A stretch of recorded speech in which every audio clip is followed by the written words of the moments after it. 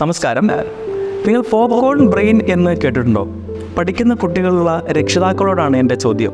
പ്രത്യേകിച്ച് ഒരു കാര്യത്തിലും ശ്രദ്ധ കേന്ദ്രീകരിക്കാൻ കഴിയാത്ത അവസ്ഥയാണ് പോപ്കോൺ ബ്രെയിൻ എന്ന് പറയുന്നത്.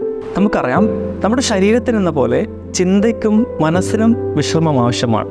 എന്നാൽ നമ്മുടെ ബ്രെയിൻ കാഴ്ചകളിൽ നിന്ന് കാഴ്ചകളിലേക്കും ചിന്തകളിൽ നിന്ന് ചിന്തകളിലേക്കും ഇടതടവില്ലാതെ സഞ്ചരിക്കുമ്പോൾ നമ്മുടെ ബ്രെയിനിന് ആവശ്യമായ വിശ്രമം ലഭിക്കാതെ പോകുന്നു. ഈ ഒരു അവസ്ഥ കുട്ടികളുടെ ഒരു കാര്യത്തിൽ ശ്രദ്ധ കേന്ദ്രീകരിക്കാനുള്ള കഴിവിനെയും അവരുടെ മാനസിക അവസ്ഥയെയും കാര്യമായി തന്നെ സ്വാധീനിക്കുന്നു. നമ്മുടെ ഇന്നത്തെ സാമൂഹിക ചുറ്റുപാടിൽ പോപ്കോൺ ബ്രെയിൻ എന്ന അവസ്ഥയ്ക്ക് വളരെ പ്രധാനപ്പെട്ട കാരണം സോഷ്യൽ മീഡിയയുടെയും മൊബൈൽ ഫോണിൻ്റെയും അമിതമായ ഉപയോഗമാണ്.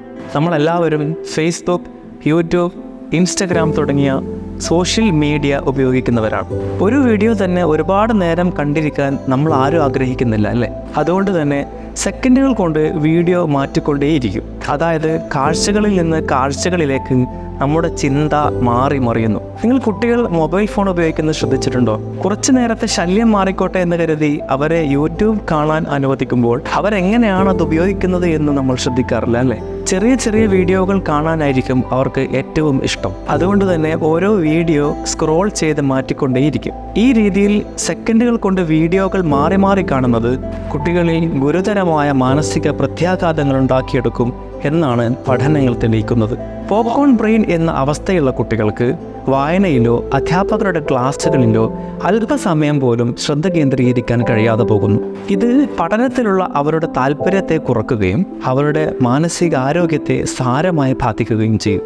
6 മുതൽ 10ാം ക്ലാസ് വരെയുള്ള കുട്ടികൾക്ക് പേസ് അക്കാഡമി നൽകുന്ന ജൂനിയർ പ്രോ എന്ന ട്യൂഷൻ പ്രോഗ്രാമിലൂടെ കുട്ടികൾക്ക് വേണ്ട മികച്ച ട്യൂഷൻ പരിശീലനം നൽകുന്നതോടൊപ്പം തന്നെ ഇത്തരം വിഷയങ്ങളിലുള്ള അവബോധം കൂടി അവർക്ക് നൽകുന്നു.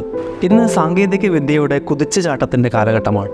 അതുകൊണ്ട് തന്നെ മൊബൈൽ ഫോൺ അടക്കമുള്ള ഡിജിറ്റൽ ഉപകരണങ്ങൾ കുട്ടികളോട് ഉപയോഗിക്കരുത് എന്ന് പറയുന്നതിൽ യാതൊരു അർത്ഥവുമില്ല. എന്നാൽ അത് ഏത് രീതിയിൽ അവരുടെ പഠനത്തിനും ഭാവിക്കും ഗുണകരമായ രീതിയിൽ ഉപയോഗിക്കാം എന്ന പരിശീലനമാണ് അവർക്ക് ലഭിക്കേണ്ടത്. ആ ഒരു പരിശീലനം തന്നെയാണ് ജൂനിയർ പ്രോ എന്ന ട്യൂഷൻ പ്രോഗ്രാമിനോടൊപ്പം പേസ് അക്കാഡമി നൽകുന്നത്. ഇതുവരെ ജൂനിയർ പ്രോ എന്ന ട്യൂഷൻ പ്രോഗ്രാമിൻ്റെ ഭാഗമാവാത്ത കുട്ടികളെ പേസ് അക്കാഡമിയുമായി ബന്ധപ്പെട്ട് അതിൻ്റെ ഭാഗമാക്കുക. അവരുടെ മാനസിക ആരോഗ്യവും പഠനവും ഭാവിയും സുരക്ഷിതമാക്കുക. Thank you.